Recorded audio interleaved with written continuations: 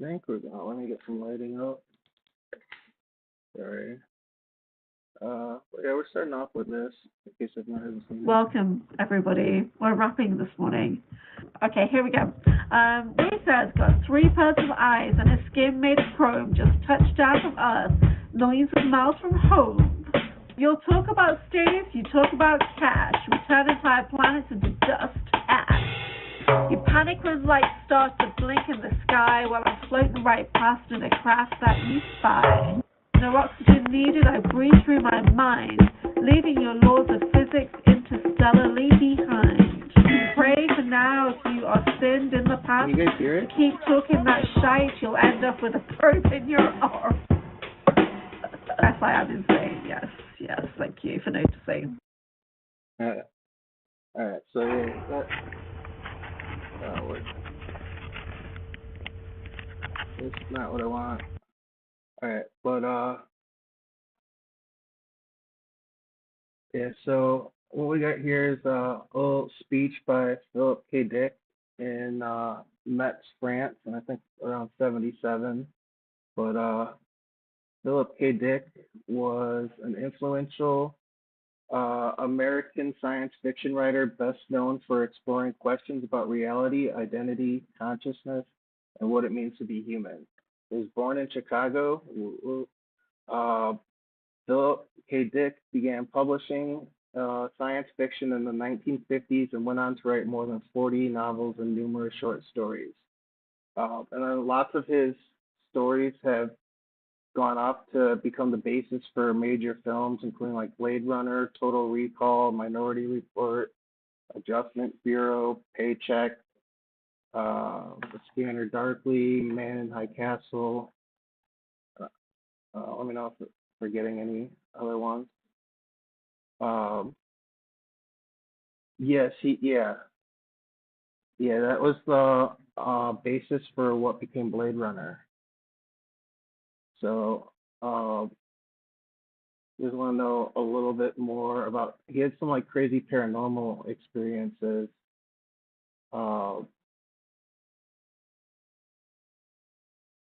And what seems like I haven't, because I've been too deep. This isn't really a biography on him, but if anyone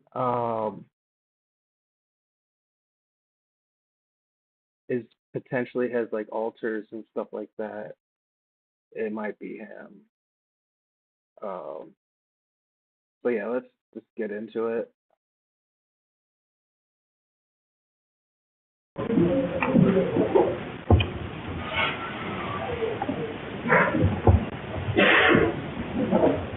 Marcel, you ask if the microphones are on and if they can hear. No. It's okay.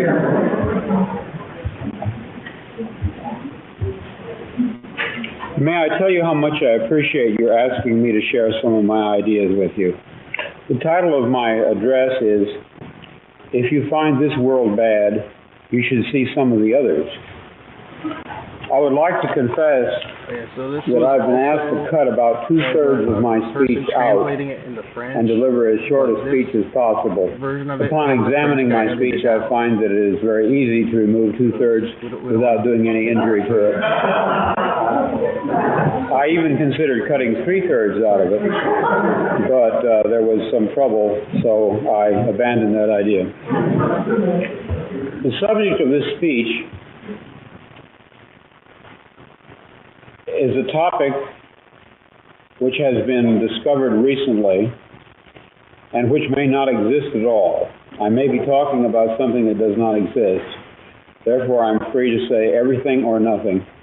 I can hardly make an error if there is no such thing as orthogonal time. Orthogonal or right-angled time is the topic of my speech. We are accustomed to supposing that all change takes place along the linear time axis, from past to present to future. The present is an accrual of the past and is different from it. The future will accrue from the present on and be different yet. That an orthogonal or right-angled time axis could exist, a lateral domain in which change takes place, processes occurring sideways in reality, so to speak. This is almost impossible to imagine. How would we perceive such lateral changes? What would we experience? What clues, if we are trying to test out this bizarre theory, should we be on the alert for? In other words, how can change take place outside of linear time at all, in any sense, to any degree? Let me present you with a metaphor. Let us say that there exists this very rich patron of the arts.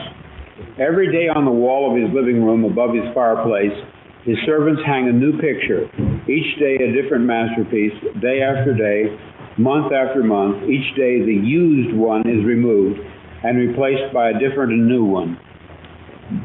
I shall call this process change along the linear axis. But now let us suppose the servants temporarily running out of new replacement pictures. What shall they do in the meantime? They can't just leave the present one hanging. Their employer has decreed that perpetual replacement, that is to say, changing the pictures, is to take place. So they neither allow the current one to remain, nor do they replace it with a new one. Instead, they do a very clever thing. When their employer is not looking, the servants cunningly alter the picture already on the wall. They paint out a tree here, they paint in a little girl there, they add this, they obliterate that, they make the same painting different, and in a sense new, but as I'm sure you can see, not new in the sense of replacing it. The employer enters his living room after dinner. Do you guys think they're kind of like talking about like Mandela effects? He's got a quote saying that we live in a computer simulation, and the only way we can tell is like the slight alteration. He sees himself facing the fireplace and contemplates what should be, according to his expectations, the new picture. What does he see? It certainly isn't what he saw previously, but also it isn't somehow. And here we must become very sympathetic with this perhaps somewhat stupid man, because we can virtually see his brain circuits striving to understand. His brain circuits are saying, yes, it is a new picture. It is not the same one as yesterday, but also it is the same one, I think. I feel on a very deep intuitive basis, I feel that somehow I've seen it before. I seem to remember a tree, though, and there is no tree. Now, perhaps if we extrapolate from this man's perceptual, mentational confusion to the theoretical point I was making about lateral change, you can get a better idea of what I mean.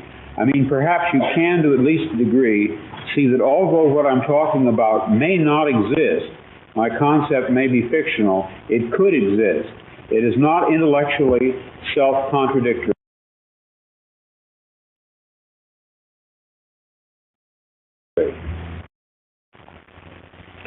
Contemplating this possibility of a lateral arrangement of worlds, a plurality of overlapping Earths. If you guys do want to just like watch this without any of this background stuff, you can, the link is in the description. Along whose linking axis a person can somehow move, can travel in a mysterious way from worse to fair to good to excellent. Contemplating this in theological terms, perhaps we could say that herewith we suddenly decipher the elliptical utterances which Christ expressed regarding the kingdom of God, specifically where it is located. He seems to have given contradictory and puzzling answers, but suppose, just suppose for an instant, that the cause of the perplexity lay not in any desire on his part to baffle or to hide, but in the inadequacy of the question. My kingdom is not of this world, he is reported to have said. The kingdom is within you, or possibly it is among you. I put before you now the notion, which I personally find exciting, that he may have had in mind that which I speak of as the lateral axis of overlapping realms, which contain among them a spectrum of aspects ranging from the unspeakably malignant to the beautiful. And Christ was saying over and over again that there really are many objective realms, somehow related, and somehow bridgeable by living, not dead men, and that the most wondrous of these worlds was a just kingdom in which either he himself or God himself or both of them ruled. And he did not merely speak of a variety of ways of subjectively viewing one world. The kingdom was and is an actual different place, at the opposite end of continua, starting with slavery and utter pain. It was his mission to teach his disciples the secret of crossing along this orthogonal path. He did not merely report what lay there, he taught the method of getting there. But, tragically, the secret was lost. The enemy, the Roman authority, crushed it, and so we do not have it. But perhaps we can re-find it, since we know that such a secret exists. Kingdom is ever to be established here on earth, or whether it is a place or state we go to after death. I'm sure I don't have to tell you that this issue has been a fundamental one and an unresolved one throughout the history of Christianity. Christ and St. Paul both seem to say emphatically that an actual breaking through into time, that is specifically what they say, a breaking through into time, into our world, by the host of God, will unexpectedly occur. Thereupon, after some exciting drama, a 1,000-year paradise, a rightful kingdom will be established, at least for those who have done their homework and chores and generally paid attention, have not gone to sleep, as one parable puts it. We are enjoined repeatedly in the New Testament to be vigilant, that for the Christian it is always day. There is always light by which he can see this event when it comes. See this event. Does that imply that many persons who are somehow asleep or blind or not vigilant, they will not see it even though it occurs? Consider the significance which can be assigned to these notions. The kingdom will come here unexpectedly. This is always stressed. The rightful faithful shall see it, because for them it is always daytime. But for the others, what seems expressed here is the paradoxical but enthralling thought that, and hear this and ponder, the kingdom were it established here would not be visible to those outside it. I offer the idea that in more modern terms, what is meant that some of us will travel laterally to that better world, and some will not. They will remain stuck along the lateral axis, which means that for them the kingdom did not come, not in their alternative world. And yet, Does it seem like he's talking about shifting dimensions and stuff like that? Like I know, like throughout like 74, that he started experiencing hallucinations, which he referred to as 2374, which was like some shorthand for a date or something. He described like a pink beam as like the initial hallucinations as geometric patterns. Might be some matrix stuff, kind of like that laser experiment. Occasionally with brief pictures of Jesus in ancient Rome. The hallucinations increased in durability and frequency, and he claimed to begin to live two parallel lives. One as himself, Philip K. Dick, and another one as Thomas, the guy who was persecuted by the Romans in the first century.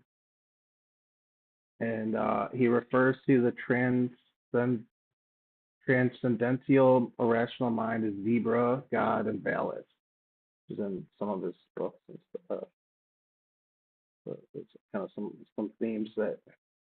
Meantime, it did come in ours. So it comes, and yet it does not come. Amazing. If you've followed my conjectures about the overlapping of these alternate worlds, and you sense as I do the possibility that if there are it's a little bit more with like pocket dimensions than a time travel thing, but it and I was expecting a little bit more or 4 or 2, there may be 30 or 3,000 of them, and that some of us live in this one, others of us in another one, others in others, and that events on one track cannot be perceived by persons not in that track. Well, let me say what I want to say and be done with it. I think I once experienced a track in which the Savior returned, but I experienced it just briefly. I am not there now.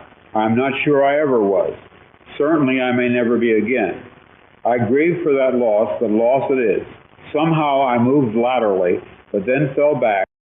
Sounds like he's dreaming of going to or being other places. Time travel breaks your consciousness. Living in parallel lives can break your mind. Very much. It seemed like a lot of this started like his themes and stuff were bleeding back, into and then it was but also kind of compounded with some drug use and stuff like that. But Gone. A vanished mountain and a stream, the sound of bells, and all gone now for me, entirely gone. I, in my stories and novels, often write about counterfeit worlds, semi-real worlds, as well as deranged private worlds, inhabited often by just one person, while meantime the other characters either remain in their own worlds throughout, or are somehow drawn into one of the peculiar ones. This theme occurs in the corpus of my 27 years of writing. At no time did I have a theoretical or conscious explanation for my preoccupation with these pluriform pseudo-worlds, but now I think I understand. What I was sensing was the manifold of partially actualized realities lying tangent to what evidently is the most actualized one, the one which the majority of us, by consensus gentium, agree on. Although originally I presumed that the differences between these worlds was caused entirely by the subjectivity of the various human viewpoints, it did not take me long to open the question as to whether it might not be more than that in fact plural realities did exist superimposed onto one another like so many film transparencies. What I still do not grasp. so he's talking about alternate dimensions and stuff in the 70s, and like he's experienced them, I think. However, is how one reality out of the many becomes actualized in contradistinction to the others. Perhaps none does, or perhaps again it hangs on an agreement in viewpoint by a sufficiency of people. More likely the matrix world, the one with the true core of being, is determined by the programmer.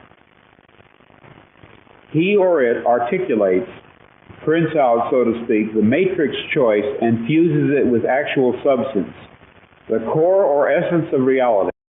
Could we just give a little shout out for the cameraman with these crazy crowd reaction shots? That which receives or attains it. They have no, they're like, what the hell? And to what degree. That is within the purview of the programmer.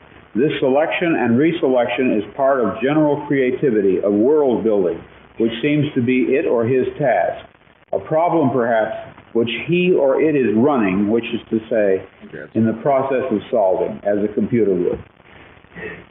Variables along the linear time axis of our universe, thereby generating branched off lateral worlds. I have the impression that the metaphor of the chessboard is especially useful in evaluating how this can be done. In fact, must be. Across from the programmer-reprogrammer sits a counter entity, whom Joseph Campbell calls the dark counterplayer. God, the programmer-reprogrammer, is not making his moves of improvement against inert matter. He is dealing with a cunning opponent. Let us say that on the game... So there's a lot of duality in this viewpoint, I guess, where everything's going on, I guess. ...board, our universe in space-time. The dark counterplayer makes a move. He sets up a reality situation of immutable cause and effect. But the programmer... That's also kind of similar to what happened with Philip K. Dick. The programmer has already laid down his response. It has already happened, these moves on his part. The printout, which we undergo as historic events, passes through stages of a dialectical interaction, thesis and antithesis, as the forces of the two players mingle. Evidently, some syntheses fall to the dark counterplayer, and yet they do not, by virtue of the fact that in advance, our great advocate... So do you think this dark counterplayer thing is sort of like what some people refer to as targeting by the Matrix?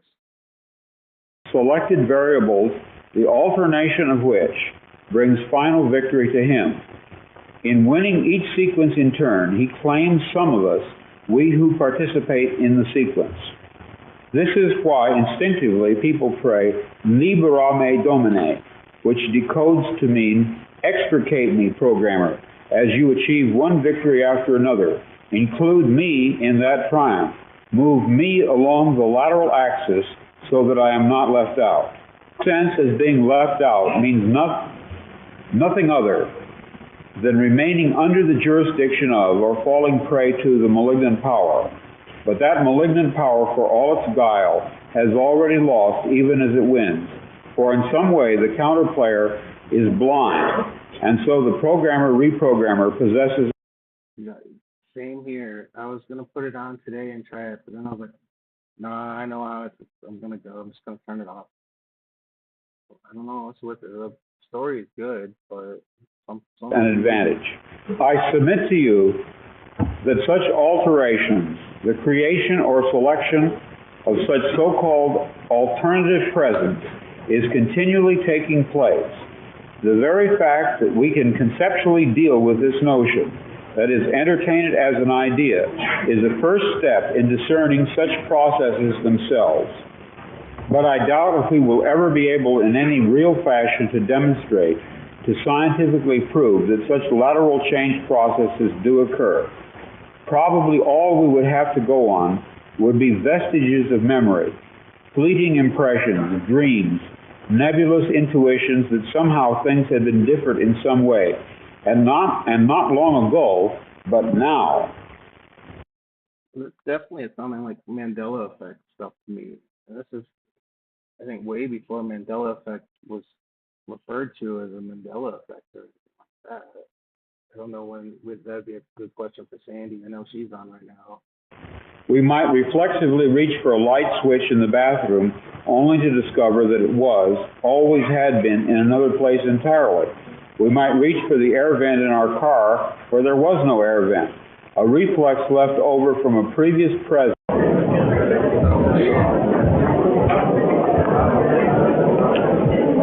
I'm going to read this opening sentence.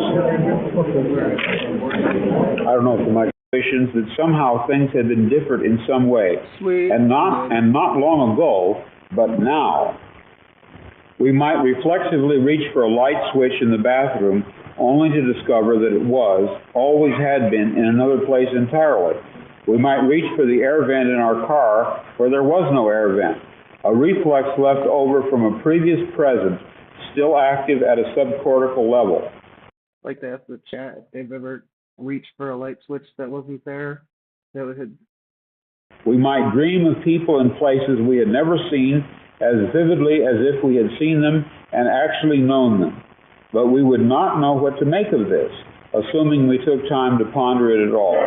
One very pronounced impression would probably occur to us, to many of us, again and again, and always without explanation. The acute, absolute sensation that we had done once before, what we were just about to do now, that we, so to speak, lived in a particular moment or situation previously. But in what sense could it be called previously, since only the present, not the past, was evidently involved? We would have the overwhelming impression that we were reliving the present, déjà vu, perhaps in precisely the same way, hearing the same words, saying the same words. I submit that these impressions are valid and significant, and I will even say this: such an impression is a clue that at some past time point a variable was changed, reprogrammed as it were, and that because of this an alternative world branched off, became actualized instead of the prior one, and that in fact, in literal fact, we are once more living this particular segment of linear time. A breaching, a tinkering, a change had been made, but not in our present, had been made in our past. Evidently, such an alteration would have a peculiar effect on those persons involved. They would, so to speak, be moved back one square or several squares on the board game which constitutes our reality. Conceivably, this could happen any number of times, affecting any number of people, as alternative variables were reprogrammed. We would have to live out each reprogramming along the subsequent linear time axis, but to the programmer, whom we call God, to him the results of the programming would be apparent at once. We are within time, and he is not. I wish to ad-lib. We are living in a computer-programmed reality, and the only clue we have to it is when some variable is changed. and That's a really famous quote of his. some alteration in our reality occurs. This too might account for the sensation people get of having lived past lives. They may well have, but not in the past. Previous lives, rather, in the present, in perhaps an unending repeated and repeated present, like a great clock dial. Can we unpack that a little bit? That our past lives aren't past lives, but past in the present? What? That's trippy. Time is such a trippy concept. In which grand clock hands sweep out the same circumference forever, with all of us carried along unknowingly, yet dimly suspecting. Since at the resolution of every encounter of thesis and antithesis between the dark counterplayer and the divine programmer, a new synthesis is struck off, and since it is possible that each time this happens, a lateral world may be generated, and since I conceive that each synthesis or resolution is to some degree a victory by the programmer, each struck-off world in sequence must be an improvement upon not just the prior one, but an improvement upon all the latent or merely possible outcomes. It is a better world, but in no sense perfect, which is to say final.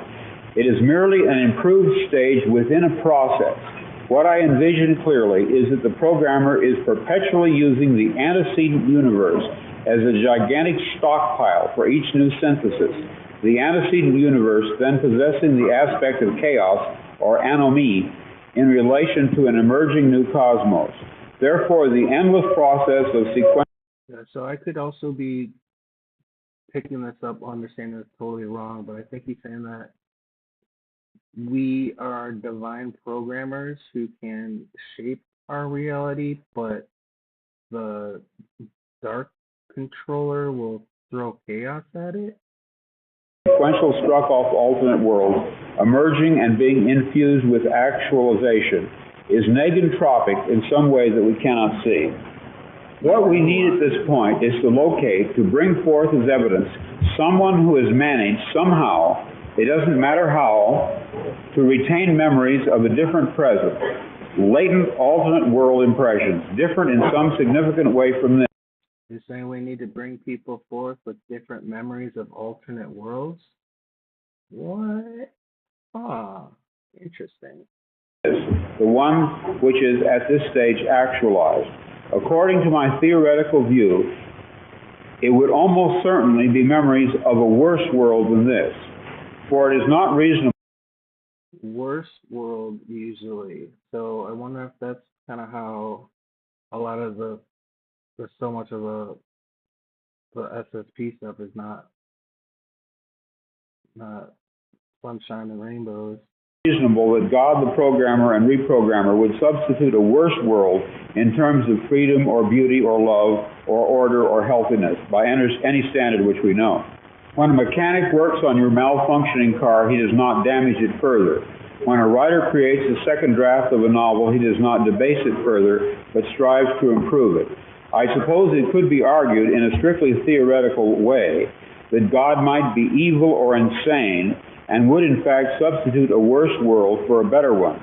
But frankly, I cannot take that idea seriously. Let us pass that over.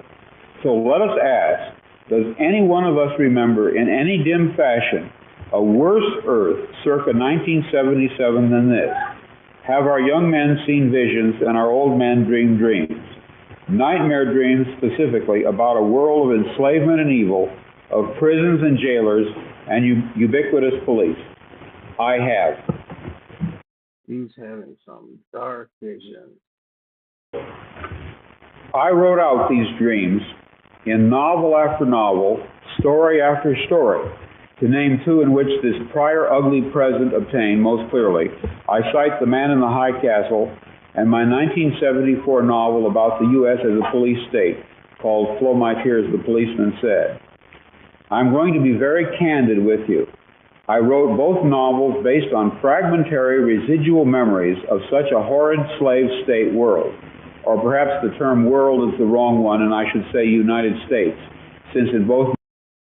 A lot of his books are based on fragmented memories of alternate worlds, that that he experienced, is what he's saying. That's interesting. Novels I was writing about my own country. I could even tell you what caused me to remember. In late February of 1974, I was given sodium pentothal for the extraction of impacted wisdom teeth. Later Wait, isn't sodium pentothal truth serum? So they gave him truth serum to take out his tooth? That's kind of sketchy. that day, back home again, but still deeply under the influence of the sodium pentothal, I had a short, acute flash of recovered memory. In one instant, I caught it all, but immediately rejected it. Rejected it, however, with the realization that what I had retrieved in the way of buried memories was authentic. Then, in mid-March, So he was flashed with the memory, rejected it, and then started to come to terms with it? Am I understanding that right? a month later, the total body of memories, intact and entire, began to return. You are free to believe me or to disbelieve, but please take my word on it that I am not joking. This is very serious, a matter of importance. I am sure that at the very least you will agree that for me, even to claim this is in itself amazing. People claim.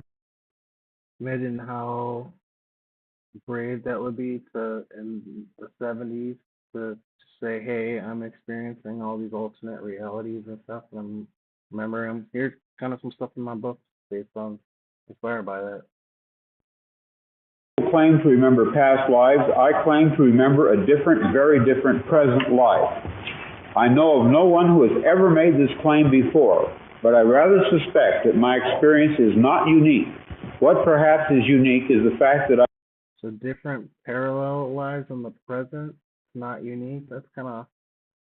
I'm willing to talk about it.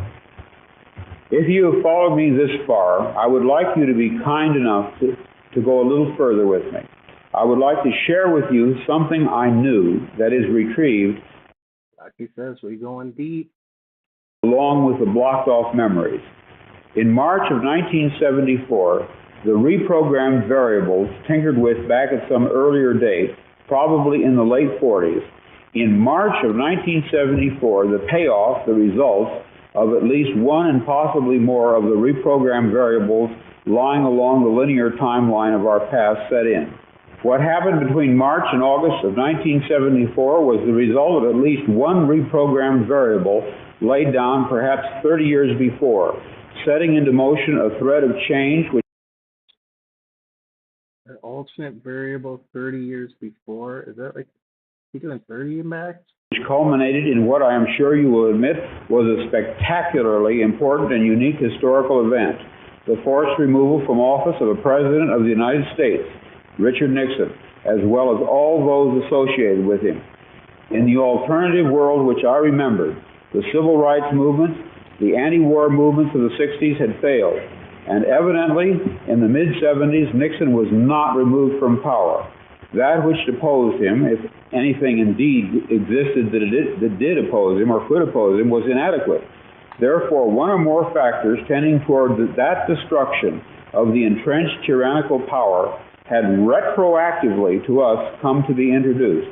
The scales, 30 years later, in it had been 2,000 years ago at its inception. It was regarded as subversive and revolutionary, and let me add, this My guess is they had to change the tape. That's why there's a little segment missing. appraisal by the police authorities was correct. It took me almost 2 weeks after the return of my memories of my life in Track A to rid myself of the overpowering impression that all references to Christ, all sacerdotal acts, had to be veiled in absolute secrecy. But historically, this fits the pattern of a fascist takeover, especially those along Nazi lines.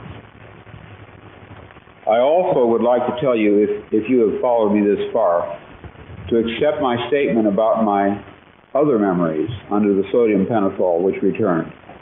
That world was a prison. It was dreadful. We overthrew it, just as we overthrew the Nixon tyranny, but it was far more cruel, incredibly so, and there was a great battle and loss of life. It was in February of 1974. Is he saying that he had all his recalls through truth serum? That's why he's so confident in them? That my blocked off memories of Track A returned, and it was in February of 1974 that my novel, Flow My Tears, the Policeman Said, was released finally after two years' delay. It was almost as if the release of the novel, which had been delayed so long, meant that in a certain sense it was all right for me to remember. That is, to remember that the book was not fiction. The book was based on subliminal memories which I had of such a world. But perhaps until the book was actually released, it was better that I did not remember. Why that would be, I do not know. But I have the impression that the memories were not to come to the surface until the material had been published very sincerely on the author's part as what he believed to be fiction. Perhaps had I known, I would have been too frightened to write them. So it almost sounds like he's saying that he wrote stuff thinking it was fiction or a different version, and then he found out it was real? Novel. Maybe I'm getting that backwards? As it was, I was very frightened anyway. There was something about the novel that frightened me a great deal. Or perhaps I would have just shot off my mouth and told everybody and somehow interfered with the effectiveness of that book and such other books of mine as Man in the High Castle, which were also based on residual memories. The effectiveness of those novels might have been impaired. I do not even claim there was an intended effectiveness. Perhaps there was none at all. But if there was one, and I repeat the word if emphatically, it was almost certainly to stir subliminal memories in readers back to dim life. Not a conscious life, not an entering consciousness, as in my own case, but to recall to them on a deep and profound, albeit unconscious level, what a police tyranny is like, and how... So is he saying that his books are on a subconscious level, kind of able to spark stuff in other people? vital it is, now or then, at any time, along any time track, in any world, to defeat it. In March of 1974, the really crucial moves to depose Nixon were beginning. In August, 5 months later, they proved successful. It seems to me that in many ways, ideas have a life of their own. They appear to seize on people and make use of them. The idea which seized me 27 years ago and never let go of me is this: any society in which people meddle in other people's business is not a good society, and a state in which the government, quote, knows more about you than you know about yourself, as it is expressed in my novel, Flow My Tears, the Policeman Said. That's way ahead of, if he saw kind of the surveillance state we're in now, he'd probably... Is a state which must be overthrown. It may be a theocracy, a fascist corporate state, or reactionary monopolistic capitalism, or centralistic socialism. That aspect does not matter. And I am saying not merely it can happen here, meaning the United States, but rather it did happen here, meaning the United States. I remember I was one of the secret Christians who fought it, and at least to some extent helped overthrow it. And I am very proud of that, proud of myself in Time Track A. When I use the word Christian there, I do not mean Christians as they are now. I mean Christians as they were, say, 2,000 years ago, enemies of a powerful empire. When I saw Star Wars this morning, I thought to myself, deja vu. There is, unfortunately... So he saw Star Wars just before coming to this convention? That's got to be a wild trip. Me, a somber intimation which accompanies my pride in the work that I did in that alternate Earth. I think that in that previous world, I did not live past March of 1974. In this track here, which I will call track B, we fought a much lighter tyranny, a far stupider one. Or perhaps we had assistance, the anterior reprogramming of one or more historical variables came to our rescue. Sometimes I think, and this is of course pure speculation, a happy fantasy of my soul, that because of what we accomplished there, or anyhow attempted to and very bravely, we who were directly involved were allowed to live on here, past the terminal point. He did pass away shortly after giving the speech. This was kind of important. It kind of gives a little bit more importance to it. Which brought us down that other worse world. It is a sort of miraculous kindness. This gracious gift serves to delineate for us, for me at least, some aspects of the programming. It causes me to comprehend him after a fashion. I think we cannot know what he is, but we can experience his functioning, and so can ask, what does he resemble? Not what is he, but rather what is he like? First and foremost, he controls the objects, processes, and events in our space-time world. This is, for us, the primary aspect, although intrinsically he may possess aspects of greater magnitude, but of less applicability to us. I have spoken of myself as a reprogrammed variable, and I have spoken of him as the programmer and reprogrammer. During a short period of time in March of 1974, at the moment in which I was re-synthesized, I was aware perceptually, which is to say aware in an external way of his presence. At that time I had no idea what I was seeing. It resembled nothing that I had ever heard described. It resembled plasmic energy. It had colors. It moved fast. It collected and then dispersed. Oh, no. But what it was, what he was, I am not sure even now. Except I can tell you that he had simulated normal objects and their processes so as to copy them, and in such an artful way as to make himself invisible within them. As the Vedantas put it, he is the fire within the flint, the razor within the razor case. Later research showed me that in terms of group cultural experience, He's the razor within a razor cage. That sounds like an intro before someone enters the ring. Rob Khalil, the razor before the razor cage. the name Brahman has been given to this omnipresent, immanent entity. One thing I really want you to know, I am aware that the claims I am making, claims of having retrieved buried. So these people seem really disassociated. They didn't know what they were in for. Memories of an alternate present, and to have perceived the agency responsible for arranging that alternation.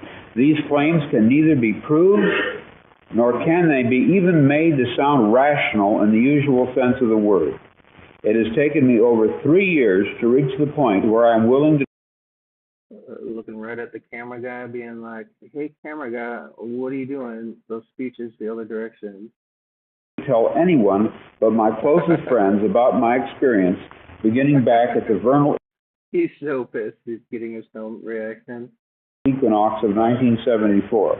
One of the reasons motivating me to speak about it publicly at last, to openly make this claim, is a recent encounter I have undergone, which, by the way, bears a strange resemblance to Hawthorne Abinson's experience in my novel The Man in the High Castle with the woman Juliana Frink.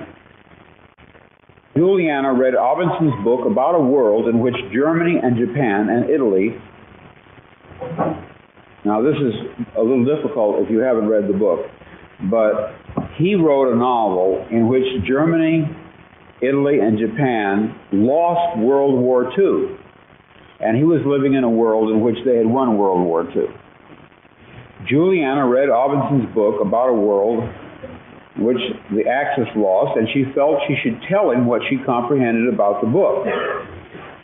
In other words, that his novel was true.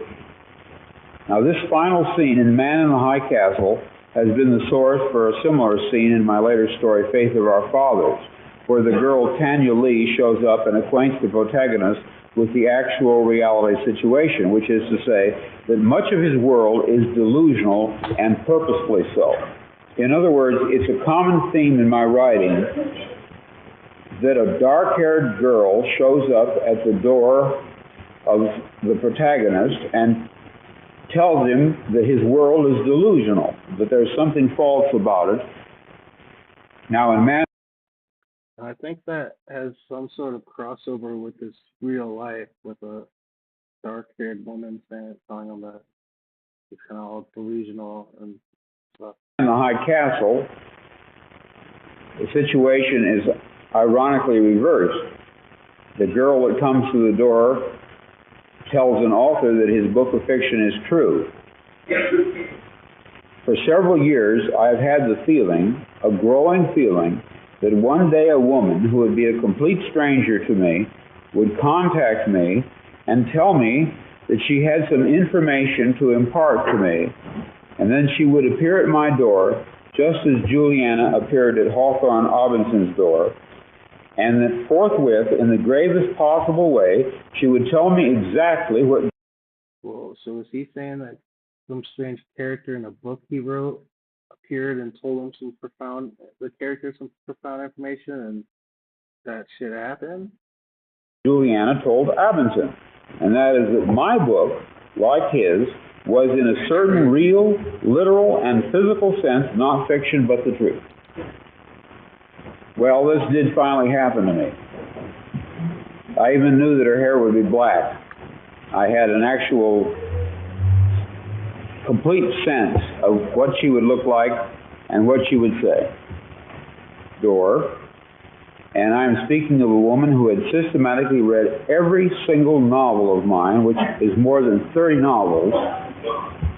Yeah, that's kind of what I was kind of hoping to do, is like, you can just watch the original without the ramblings and stuff if you want, but I kind of want to bring more eyes on some more of the important, like, iconic stuff. So that's kind of what I want to do. And he's like one of my favorite authors, even though I don't read them. As well as many of my stories. She did appear. She was a total stranger, and she did inform me of this fact, that some of my fictional works were in a literal sense true. Now, How trippy would that be to write about a book, in a book that, yeah, very much. I wonder if they borrowed some of the imagery from Trinity, from some of these stories and stuff. Or like, they definitely like borrowed, like, inspired like elements from all I had posited several sci-fi tropes and stuff and pieced together a masterpiece. in 1974, when my memories of this alternate world came back, that if these memories were authentic, that it was only a matter of time before a contact, a cautious, guarded probing by someone would occur, initiated by a person who had read my books and for one reason or another deduced the actual situation. I mean, knew what the significant information was which the books and stories carried. Now, this woman knew from my novels and stories which world I had experienced, which of the many. What she could not determine until I told her was that in February of 1975, I had passed across into a third alternative present, a third one. Oh, so he's like, you couldn't have picked this up in my book. Track C, we will call it. And this was a garden or park of peace and beauty. Now, it is really kind of helpful how he's doing all these, instead of being like, oh, I 20 and back this, 20 and back that, how he's saying, this is track C, track A, track B, for all these different realities, because they're still kind of happening all in the present. That's what he's saying, I think. They're not like past things, but they're all different realities in this present. A world superior to ours. The different tracks analogy, I really like that. Rising into existence. To her of three rather than two worlds. The black iron prison world which had been, our intermediate world in which oppression and war exist but have to a great degree been cast down, and then a third alternative world which someday, when the correct variables in our past have been reprogrammed, will materialize as a superimposition onto this one, and within which, as we awaken to it, we shall suppose that we had always lived there. The memory of this intermediate one. That's a lot to break down. I just want to go back just a little bit. Third one, track C, we will call it. And this was a garden or park of peace and beauty, a world superior to ours, rising into existence. To her of three rather than two worlds. The black iron prison world which had been, our intermediate world in which oppression and war exist but have to a great degree been cast down, and then a third alternative world which someday, when the correct variables in our past have been reprogrammed, will materialize as a superimposition onto this one, and within which, as we awaken to it, we shall suppose that we had always lived there. The memory of this intermediate one, like that of the black iron prison world, eradicated mercifully from our memories. The best that I can really do at this point, after having had these experiences and written these novels, is to play the role of prophet, of ancient prophets and such oracles as the Sibyl at Delphi, and to talk of a wonderful garden world, much like that which once our ancestors are said to have inhabited. In fact, I sometimes imagine it to be exactly that same world restored, as if a false trajectory of our world will eventually be fully corrected, and once more we will be where once many thousands of years ago we lived and were happy. During the brief time I walked, You're saying we have to wake up and remember to get back to where we were? about in that garden world, I had the strong impression that it was our legitimate home, which somehow we had lost. The time I spent there was short, about 6 hours of real elapsed time, but I remember it well. In the novel I wrote with Roger Zelazny, Deus Irae, I describe it toward the end, at the point where the curse is lifted from the world by the death. What's amazing to me about this park-like world, this track C, was the non-Christian elements forming the basis of it. It was not what my Christian training had prepared me for at all. Even when it began to phase out, I still saw sky, I saw land and dark blue smooth water, and standing by the edge of the water, a beautiful nude woman whom I recognized as Aphrodite. At that point, this other better world had diminished to a mere landscape beyond a golden rectangle doorway. The outline of the doorway pulsed with laser-like light, and it all grew smaller, and was at last gone from sight. The 3 to 5 doorway, devouring itself into nothingness, sealing off what lay beyond. I have not seen it since. Can you guys guess what a 3 to 5 doorway is? 'Cause that's a new one to me. But I had the firm impression that this was the next world, not of the Christians, but the Arcady of the Greco-Roman world. Oh, maybe 3D to 5D doorway? Something older and more beautiful than that which my own religion can conjure up as a lure to keep us in a state of dutiful morality and faith. What I saw was very old and very lovely. Sky, sea, land, and the beautiful woman, and then nothing, for the door had shut, and I was closed off. The experience sounds awesome. Back here. It was with a bitter sense of loss that I saw her go really, since it all constellated about her. Aphrodite, I discovered when I... And that goes, that's all for that. I guess their battery died or something.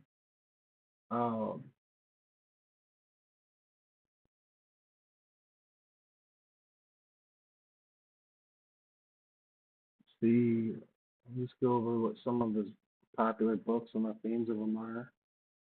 So yeah, there's Man in High Castle, which is the alternate history where the Axis powers won World War II and control much of the world. Characters begin to question whether the reality is what it seems. Maybe some of these things. Alright, so androids dream of electric sheep. This is the basis for Blade Runner, where the bounty hunter, Rick Deckard, searches for escaped androids and uh, like a dystopian Earth. And it explores what makes someone human and whether artificial beings can have emotions. There's Ubik, is about a group of people with psychic abilities become trapped in a strange reality where time appears to be moving backwards. The novel constantly questions what is real and what is illusion. There's a Scanner Darkly, which is kind of, I think, supposed to be more of almost like his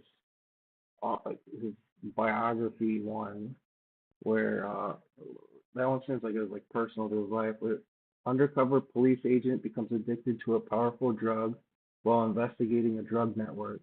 The story examines addiction, paranoia, identity, and the loss of self. And there's Valis, about a man who experiences mysterious visions and becomes convinced he's received information from a higher intelligence. The novel blends religion, philosophy, mental reality, and science fiction. That kind of goes along with another thing in his life where, uh, where is it? He felt he had been taken over by the spirit of the prophet Elijah. And he believed that an episode of his novel, the policeman said, was retelling a biblical story which he had never read. He kind of explained that in there as well. Um, Yeah, that one, I guess, is about a famous television personality who suddenly wakes up in a world where nobody recognizes him. He must figure out why his identity has seemingly disappeared. There's the three stigmata of Palmer Eldritch. So there's a future where people escape reality through hallucinogenic experiences. A powerful businessman introduces a new drug that may allow him to control people's perceptions. Trippy. And Martian time slip. On a colonized Mars, the repairman becomes involved with a child who may have unusual abilities to perceive time. Uh, it explores the states of mentality, isolation, and the nature of reality. Oh, sweet. Got some a little bit of trop cherry right now. Oh, I gotta read all this. You guys talking about weed. There's excellent photography of trichomes. Now, if you look in some of the, I've got uh, some good trichome pictures I'll send you. But yeah, that's pretty much all I got. But I think that a lot more of his stories could be adapted into like pretty badass movies. He was ahead of his time. Um, just, I don't know what else. I guess thanks for stopping by.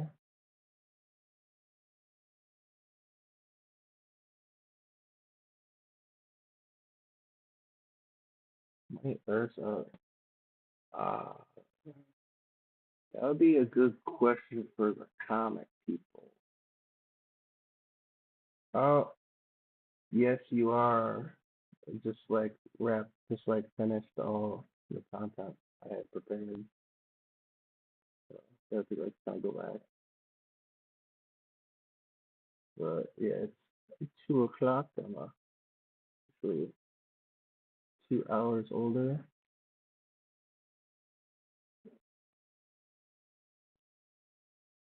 Um, oh, I know what we could do.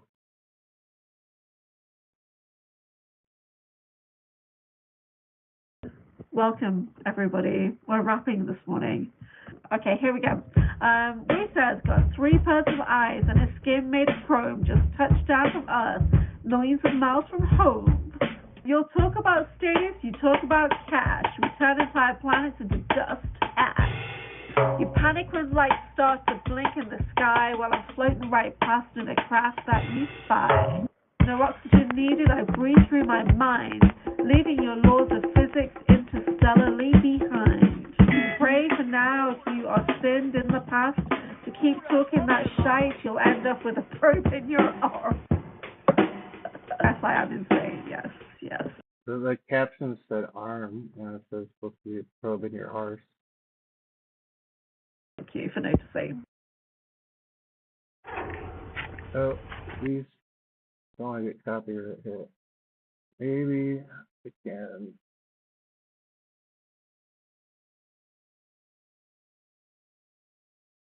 Oh, yeah. Well, I'm just gonna watch some sharks. What? What? Oh, what was that white? I don't know what that white thing was. But yeah, this is pretty sweet. Oh, those people are just floating around. They're doing the right thing, just not splashing around.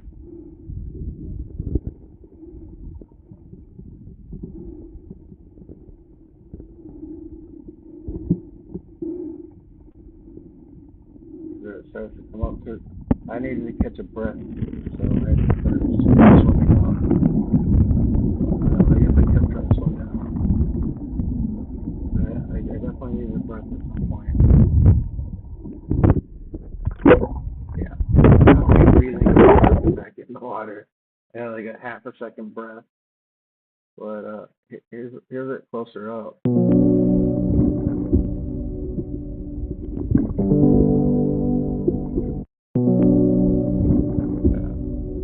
I'm gonna try that thing. Did I get more subscribers? Let me see. I got 2 more subscribers. Yay!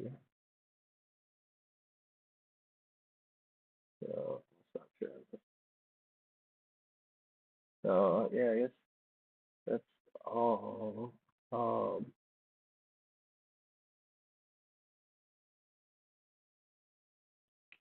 do have some other clips kind of picked out. What those might have to be fit.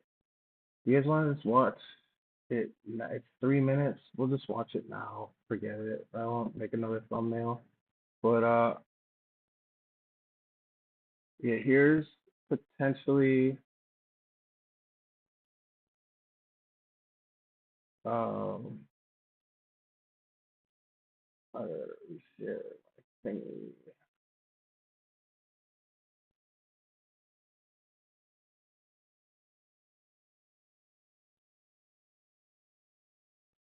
Alright, so it was just some little GoPro. It is. I hope I don't get stricken. Remarkable new evidence.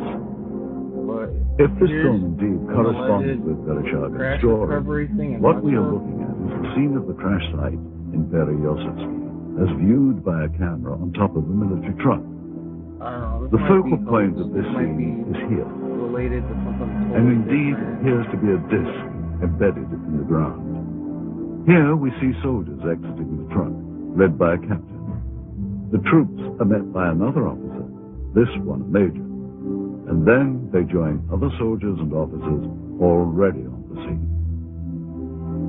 This footage is one of 4 reels of film acquired during our investigation. Explore it. This film footage certainly seems to depict interest by Russian military personnel in the object that is seen sticking out of the ground. Soldiers, officers, and civilian-clothed agents are deployed around the site, and they appear to be both guarding and examining the object. This is what we found on one of the 4 reels of film obtained in Russia. Here's the original. After viewing the footage, we were able to determine that it was most likely shot with 2 separate cameras. One apparently a handheld camera, which starts out on the approaching truck, and a second one seen here on a tripod. As the soldiers march past, you can see the cameraman turn to follow the troops. Here we cut to the other angle, the point of view from the tripod camera. And here you see the handheld camera as the truck pulls up. Both cameras change vantage points several times during the film, as if to get better views, or perhaps under orders of a superior. From this angle, we see yet more troops arrive. Author Veniamin Vereshchagin described... Знаете, в дальнейшем I got tons of события it. приняли более такой масштабный Stick down характер. here. По просьбе КГБ Plan this stuff. были привлечены On the KGB request, Soviet art. And here you see the man who is probably the head KGB agent directing the cameraman to point his What even shape is that? Like, is it buried in the ground? camera toward the disc. A total of almost 1,200 feet of negative were recovered just on this crash site. It is possible that more film was shot, but this is all that we were able to obtain. None of this film depicts the removal of the disc itself, and at no point do we see inside the object. From this angle, we do Well, yeah, I don't think that footage would get leaked as easy as some of their B-roll. see the handheld camera shooting behind or inside the disc. However, that footage, if it was, in fact, ever shot, was not included in the cans of film we acquired. We can only speculate that it may still be at large. We must also speculate on how the object ended up here, based on information from where did this object come from and how did it come to crash here? And more importantly, what has happened to it since?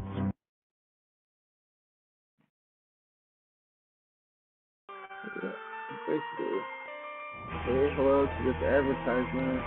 No, stop that advertisement.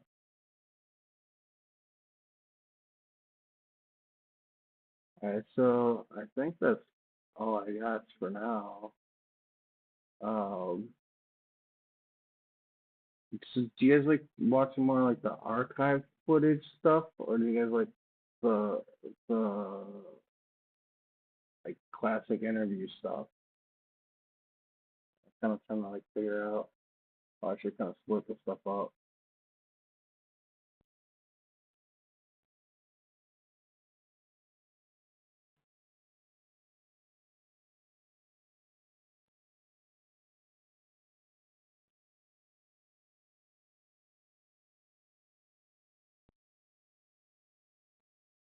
Yeah, that's interesting.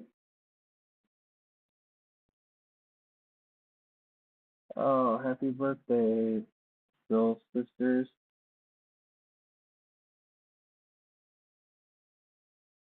So yeah, I think we'll probably just end it for tonight. But I don't really know what time slots would be good to go in the future, or if you guys like want to watch like compilations of stuff or classic interviews, or just kind of like a mix match. I have a couple presentations prepared. Um, One of them is pretty crazy. It's about, like, you know how we have a missing scientist? Well, let me check the break.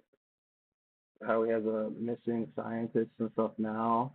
Well, there was like a whole like flap of that in the 80s, where people related to the FBI project, the Star Wars like Defense Initiative thing.